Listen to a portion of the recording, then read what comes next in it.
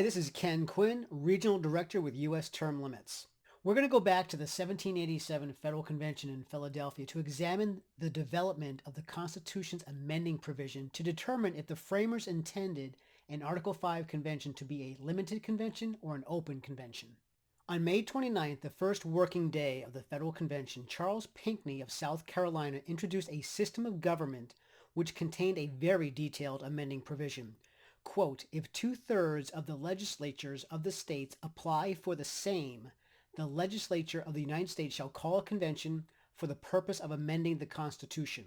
Or should Congress, with the consent of two-thirds of each house, propose to the states amendments to the same, the agreement of two-thirds of the legislatures of the states shall be sufficient to make the said amendments part of the Constitution, unquote. Did you notice how the application had to be, quote, for the same, unquote? From the very beginning, the delegates understood this and that two-thirds of the state legislatures would need to apply for the same amendments in order to have a convention called. On August 6th, the Committee of Detail reported the first draft of the new Constitution, and the amending provision now read as follows. Quote, on the application of the legislature of two-thirds of the states in the Union for an amendment of this Constitution, the legislature of the United States shall call a convention for that purpose, unquote. Now, although the provision was shortened, it still retained from Pinckney's plan the portion which allowed the states to hold a convention to amend the Constitution if two-thirds applied for an amendment.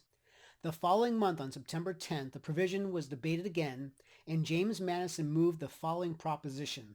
I'm only going to read the proposing section to save us some time. Quote, the legislature of the United States, whenever two-thirds of both houses shall deem necessary, or on the application of two-thirds of the legislatures of the several states, shall propose amendments to this Constitution, unquote.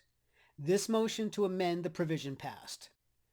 5 days later, on September 15th, the delegates were reviewing the provision now designated as Article 5 for final approval. Delegate George Mason of Virginia objected to the wording because he, quote, thought the plan of amending the Constitution exceptionable and dangerous, as the proposing of amendments is in both the modes to depend in the first immediately and in the second ultimately on Congress. No amendments of the proper kind would ever be obtained by the people if the government should become oppressive, as he verily believed would be the case, unquote.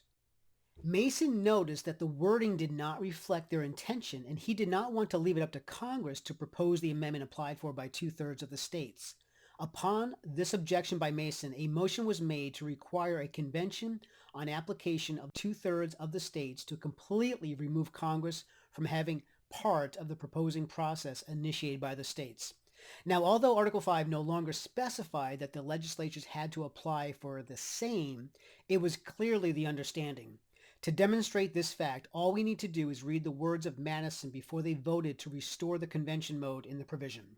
Mr. Madison, quote, did not see why Congress would not be as much bound to propose amendments applied for by two-thirds of the states as to call a convention on the like application, unquote. You see, Madison thought it would be unnecessary to require a convention because Congress would be bound to propose the amendments applied for by two-thirds of the states. Now, if two-thirds of the states did not specify the amendments in their application, how could Congress propose them? Obviously, Article 5 requires the states to specify the amendment or amendments they are seeking in their applications in order for a convention to be called by Congress to allow them to propose it.